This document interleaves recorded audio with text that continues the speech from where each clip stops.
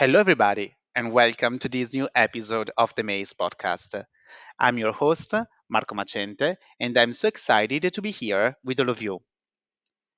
What I'm sharing with you today is a standalone and a unique episode, as I'm happy to welcome back as a guest Bonnie Low-Kramen from United States.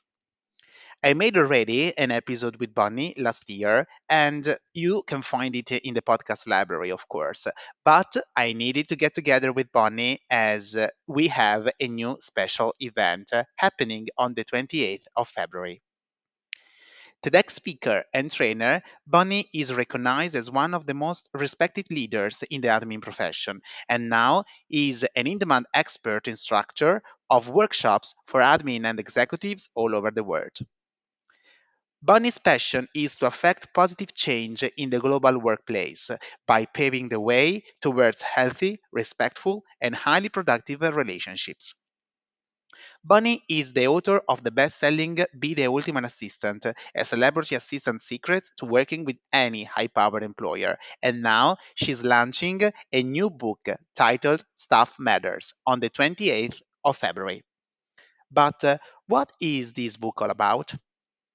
This is the aim of this episode to share with you, dear listeners, how Bonnie's book can make the difference in our workplace. And we will explore insights, chapters, experiences to let you start this journey together. Thanks, and please enjoy our conversation. Hi, Bonnie. Hello. Welcome back. Hi, Marco. Welcome back to the Maze podcast. I'm so excited to have you here. How are you? I am great coming to you from Florida and just so happy to see your face again. Thanks a lot, Bonnie. I'm so excited for making this podcast and this episode happen because, of course, we are here for a special reason. This episode is standalone, is unique, and I was looking forward to making this episode together with you in order to share with the audience an amazing launch that is going to happen on the 28th of February. So, Bonnie, you are a global trainer, a coach, and a global speaker, but also you are an entrepreneur. And you made this book called, entitled Stuff Matters. This book is a compelling research you made during these last years, speaking with entrepreneurs, managers, and leaders from different industries, from HR and business consulting. And this book is focused on bringing solutions to get what you call in your book the ultimate workplace. So, my first question for you is, why did you write Stuff Matters, and what is the impact that you hope it has? Well, thank you so much, Marco. Yeah, this book, Staff Matters, was written to offer solutions to the staff of our workplace. So many books are written from the leader's point of view, and I was feeling it was very important to give voice to the staff of the workplace, of which I believe leaders are a part of the staff. But in addition, the assistants, who you and I both know so well, plus HR, plus recruiters, because honestly, there's no one I've spoken with who doesn't believe that there are aspects of our workplace that are broken. And that is especially true in a post-pandemic workplace. And the only way I have ever known to solve problems is to bring people together to understand their thoughts and their opinions. I have, you and I've been in rooms of assistants who acknowledge that they see and hear everything at a company because they have a front row seat for it, but so much is not being shared with the leadership, that they're not the vital information about the running of a company, what's wrong, where are their issues, are not being communicated to HR or leaders. And that's happening because of fear. There is genuine fear in our workplace that is not overstating it. And the fear is genuine. Staff in general, no matter where I go, I've been in 13 countries, will say, Bonnie, I know there are issues, but I can't speak up. I'm afraid I'm going to be fired. I'm afraid of being labeled a troublemaker. I am afraid of not being liked by my peers, and so I'm going to stay quiet. And so, Marco, I am sincerely concerned about the future of our workplace unless we get on to and reveal the quiet parts, the things that are going unsaid in the workplace about, the dysfunction. We hear about toxic workplaces and dysfunctional leadership. Well, in my book, in 21 chapters, I decided to share what I know from my own experience. And then I've interviewed 1,500-ish people to get their point of view, their stories, their opinions on these very same things. Thanks a lot, Bonnie, for this amazing introduction. And I need to witness you share with me a chapter of your book, and I was completely amazed, and I was completely excited to see between the lines your story, your experiences, but also that you are bringing in the book others' experiences in order, to get together on this burn and it's so important topic, especially as you mentioned, in the new normal, in the post-pandemic world, when everything is changed and the workplace is changed. So, Bonnie, now let's deep dive a little bit in the book in order to share with the audience some insights that are important. We are speaking about the workplace that is broken. So, in your opinion, what is an ultimate workplace? An ultimate workplace is one in which the staff is hired with a clear job description that matches what they end up actually doing, and that people feel respected and valued for their unique contribution and what they bring to the organization. They're paid fairly, and even generously for performance and for the skills and talents that they bring, and that they are offered continued professional development. And because that is a direct contributor to retention and job satisfaction. When you think about it, top athletes still need to keep training in order to stay at the top of their game. Well, so do the staff. And that has been especially clear in the post-pandemic world. The ultimate workplace has everything to do with clear, transparent communication.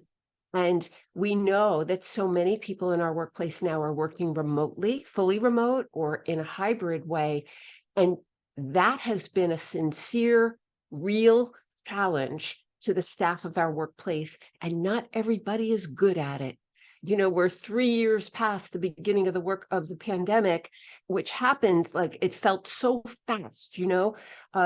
The staff of our workplace, when I bring them back to 2020, they say, yeah, we thought we were only going to be out 2 weeks. No one thought it was going to be even 2 months, never mind 2 years.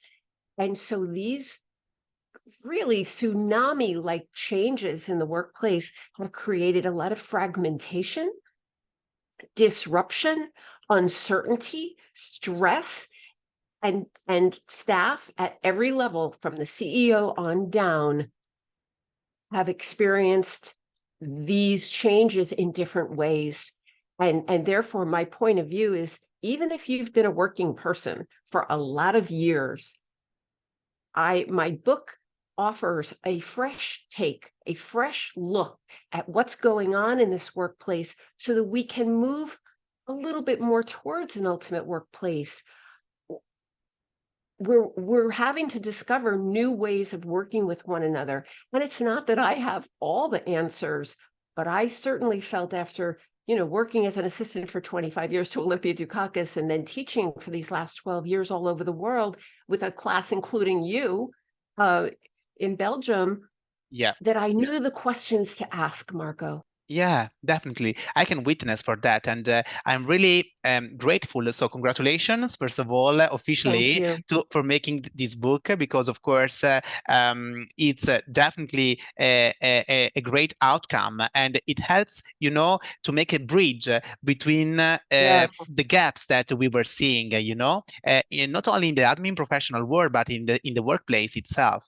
And of course, you are, a key opinion leaders. A key opinion leader, having worked a lot of years as an admin professional, but also being a global teacher, a global speaker, and Yeah. you are, traveling all around the world in order to share your knowledge, your experience, and Mhm. this is very important. And so the book is let's say your legacy, right?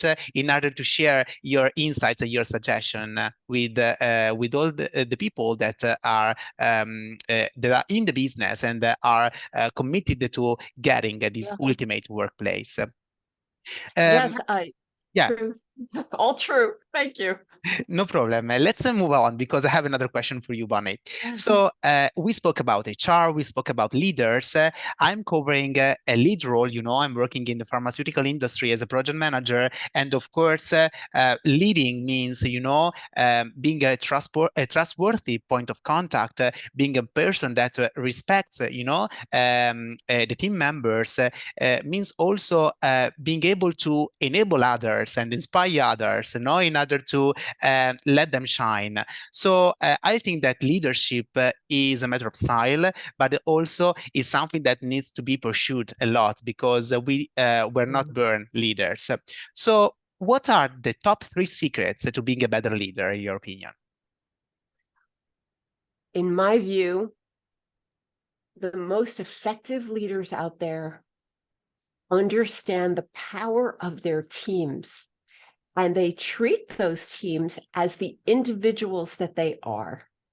And that means understanding each one of theirs unique talents and skills that they bring to the organization.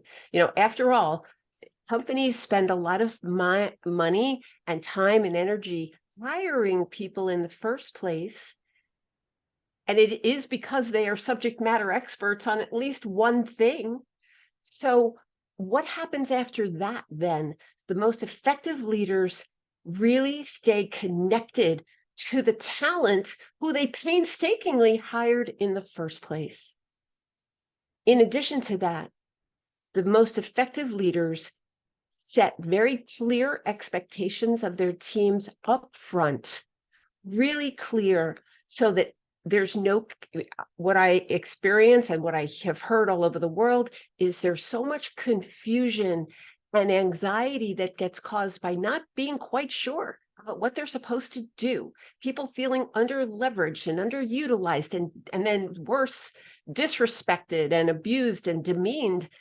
And that never makes sense to me because how do you hire a staff who's referred to as the backbone of the company and the right arms to managers only to abuse them?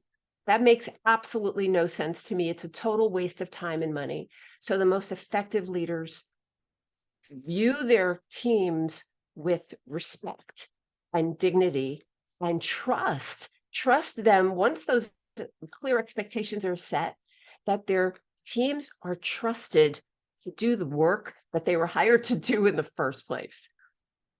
Thirdly, it's super important for leaders to understand the value of constructive feedback.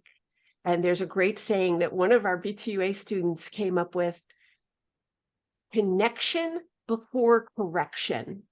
That's what the great leaders do. They have a connection with their people, and then they have a much easier way to course correct along the way.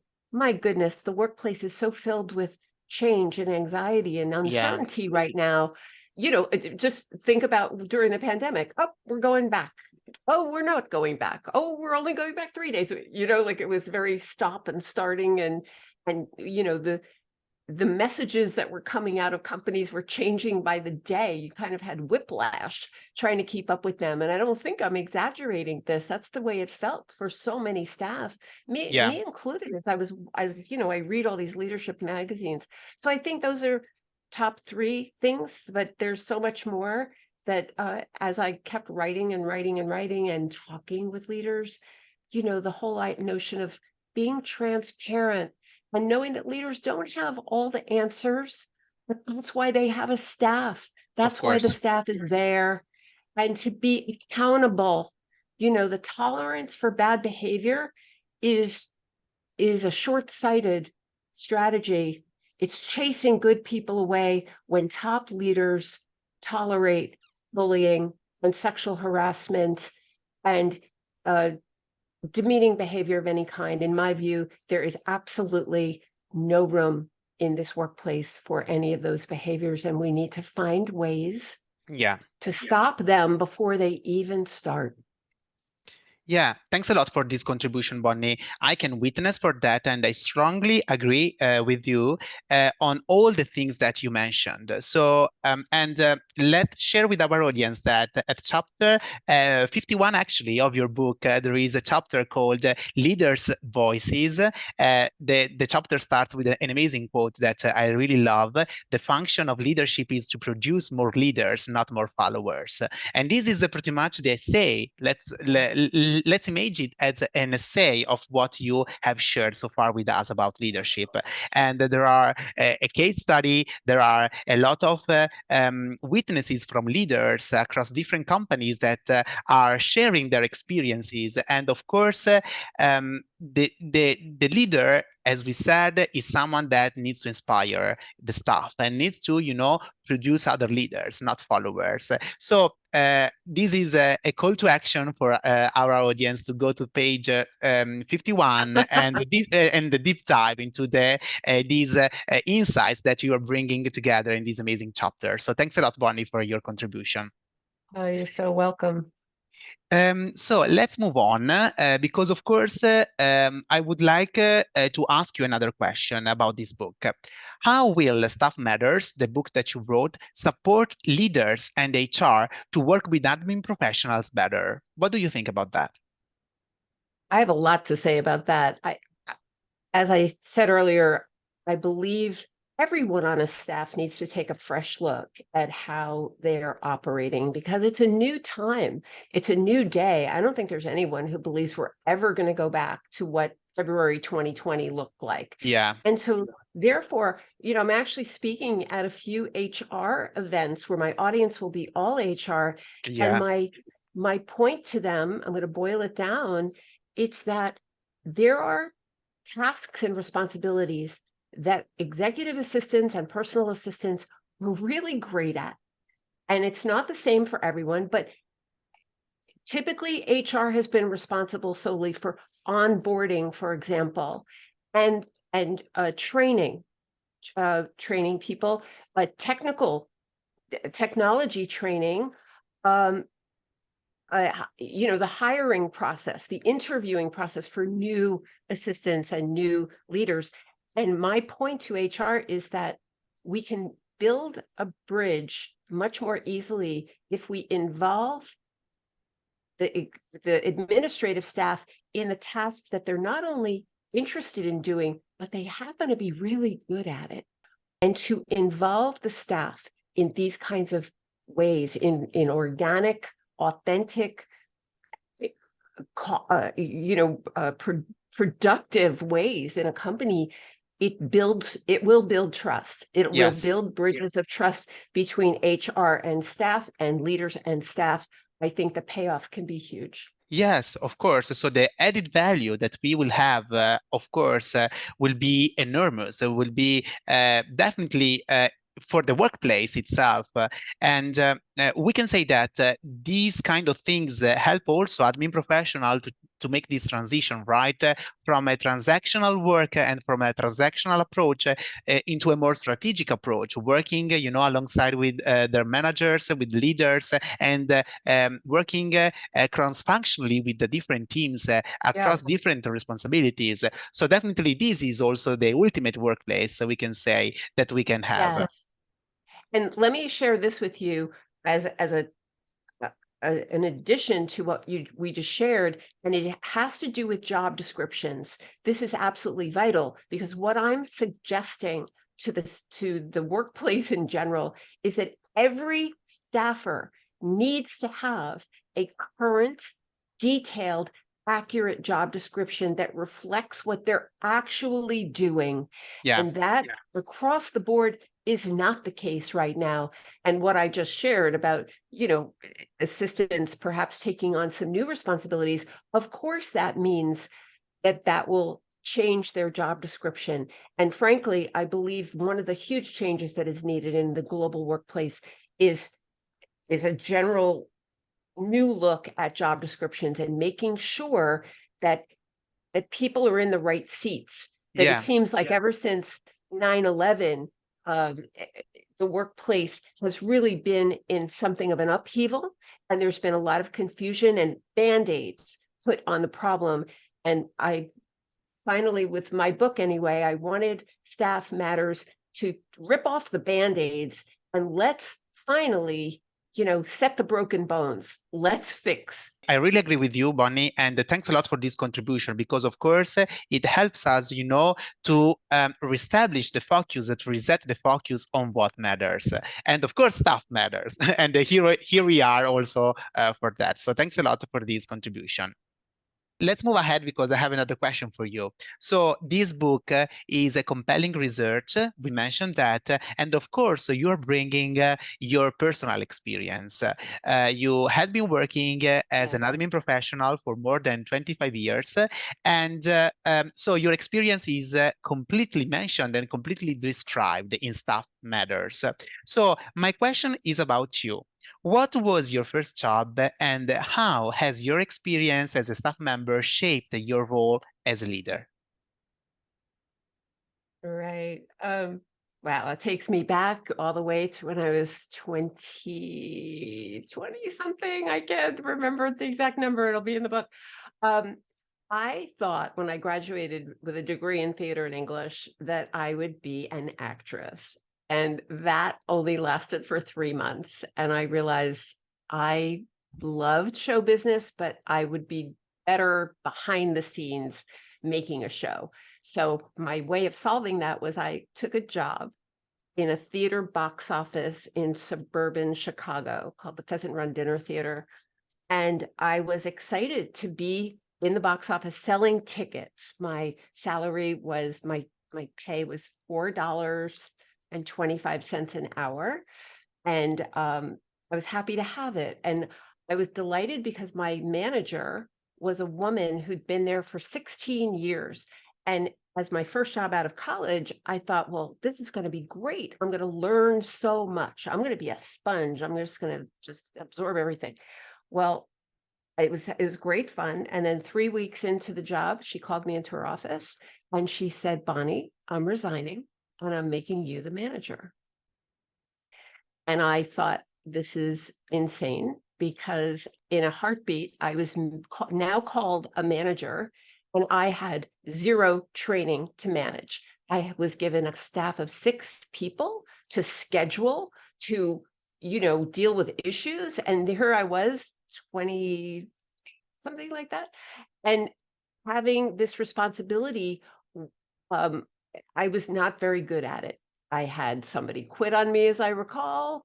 I had conflicts to deal with, and I was just not very good at it. And that's when it really became clear that just because somebody calls you a manager doesn't make you one, or doesn't make Mm, you a good one for yeah. sure. And it requires training. And so I continued. I stayed for a couple of years and I became better at it, but it's like learn by burn. It was not an easy path to do that. And what I came to know later in my career is that so many managers find themselves in exactly that same situation. The average age that a leader gets their very first training in managing people, this is current data, is age 46. 46. So that's why when we're in rooms, Marco, of assistants, when I'm in rooms with, staffers of every role, why people in general do not feel well managed, because leaders are not, just like I didn't get any training for managing people. I was thrown into the role. That happens in 2023 in this workplace. And my point of view, my premise in the book is that's not good enough. That we have to do better than that. Yeah. And so my hope is that business students and future leaders will read Staff Matters and fill in some of those gaps that they're going to need when all of a sudden they get their first job out of their MBA program and they're told, yeah, these are your 3 direct reports. And the leader, the new manager is now looking at them saying, what the heck do I do with these people? Yeah. It's no mystery. With no training, how do they know? Yes, of course. So thanks a lot for this contribution. And it's crystal clear, right, that we have to do better. And this is something that you are committing to doing. And with your book, definitely you are, building the bridge and you are sharing your experience as a legacy and also as experience for others that will be covering the same role. And, in my network, in your network, there are a lot of leaders, there are a lot of managers that are covering leadership positions. And of course, being able to lead well and in a very good way could have an impact and will have an impact, and not only on the people of their teams, but also on a global performance and on a business performance Right. overall. So definitely, this is a huge impact that we can have, right, when touching such a kind of themes and topics. So thanks a lot for bringing, 100%. yeah, Yeah. thanks a lot for bringing such a kind of great examples and your experience with us today. So thanks a lot for bringing that. So Yeah, I lived it. yeah, Living, there's no substitute for living it. yeah, of course, of course. And let's move on, Bonnie, because we are really exploring, the book, and there is one chapter that I really liked. That is chapter 4, that is titled "Ask First." So in this chapter, you are sharing a lot of insights and a lot of experience. And my question for you is, why asking first should be the right approach to be taken? And what is the role the leaders play in this process? Mhm. Oh, it's huge. This chapter, actually, chapter 4, Ask First, is a concept that so many leaders miss, and it's so important. And it has to do with the idea that staff has been hired for a reason, right? They have subject matter expertise. They are theoretically there to serve an important purpose. It's not only what they do, though, but it's what they know in their brain and who they know. Like, they have a lot of knowledge. And so staff in general, they they are troubled when leadership goes ahead and makes important decisions that directly impact them, the staff, but the staff are never consulted. They're never asked about what it's going to mean when leadership, perhaps sitting thousands of miles away, are going to make a decision.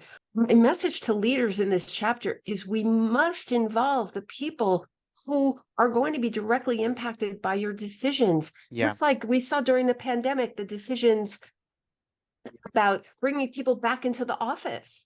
That there was like this blanket rule, and then there was such an outcry from the staff that leaders had to rethink it.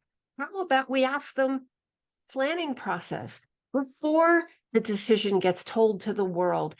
The benefits of doing that are so many, and the disadvantages of doing it, people feel disrespected and not valued, and like they completely do not matter.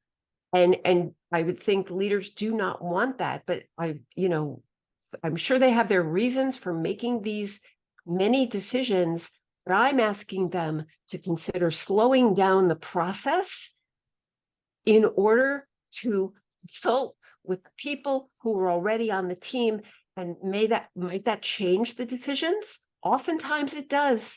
Will it slow down the process and make it more time, add more time to the project? Maybe. But my point is to try it, and I believe that leaders are going to find that it's 100% effective and important because people will be glad that they were asked. How Yeah. many times have we heard, thank you for asking me that? You know, the Yeah. decision might not end up being changed at all. The staff will be feeling valued and respected that they were consulted in the first place. This is not just a nice to do. This is, I think, critical business smart strategy.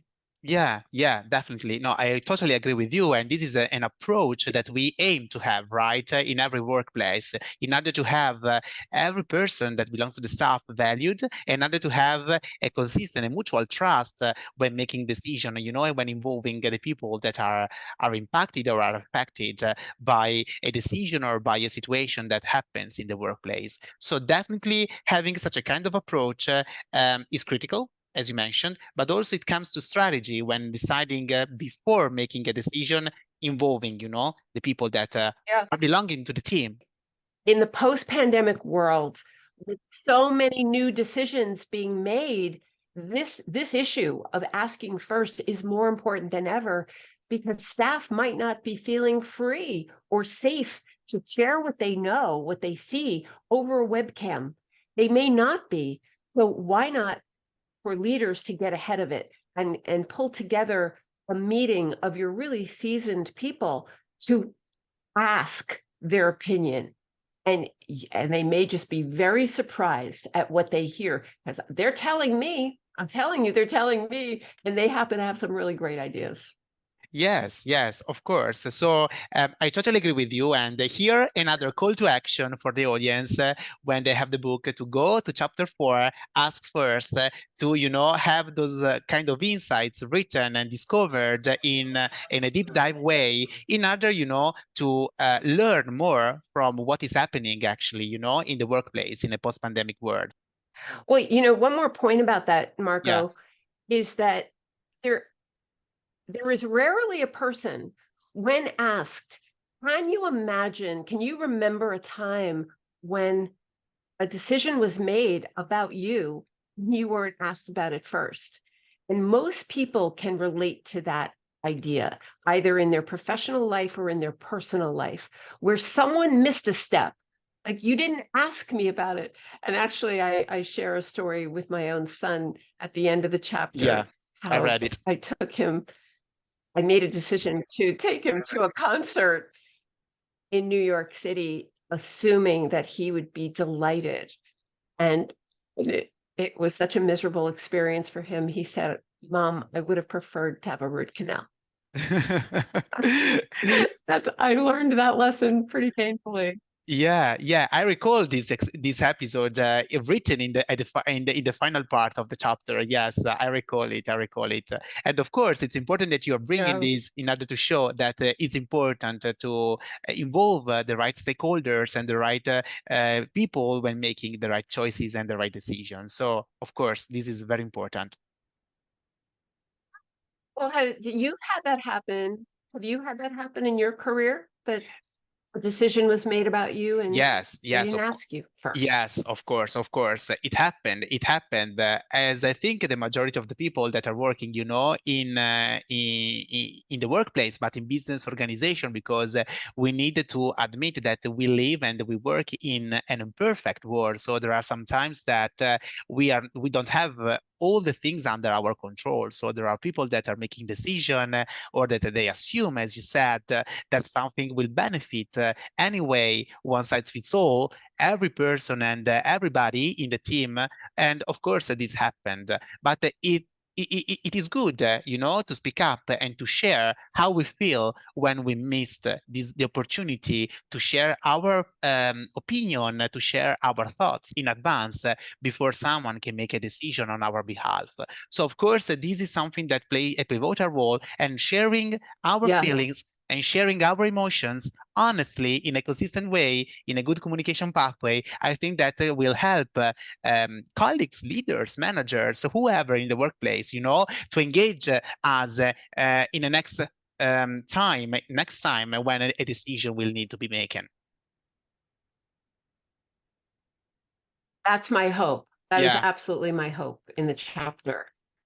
So thanks a lot, Bonnie, for all these insights, all these suggestions, and of course, there are 21 chapters, and I would have one question for each chapter, but of course, we will need to make 4 episodes in order to deep dive in each topic that Yeah. you are mentioning and you wrote in the book. But of course, I really, with this episode, wanted to share with the audience how this book can make the difference and how can this book, bring a bridge to have this ultimate workplace in which everyone would like to work. Because I know you, we had amazing conversations so far. I was able to attend one of your trainings, and we are committed, right, to having such a kind of ultimate workplace. And this project, this book that you made, I really think that can make the difference and will make the difference for the people that will be able to read it. And this book is going to be available from February 28th. So thanks a lot, Bonnie, for what you do. Thanks a lot for your commitment. And thanks a lot for this book. Congratulations again, because this is a very important milestone, I would say. And yeah, I'm looking forward to meeting you again. I hope in person in the next event or in next Congress. And of course, thanks a lot and wishing you all the best. Thank you so much for having me, Marco, and I thank all of your listeners. Thanks a lot. Bye bye. Bye.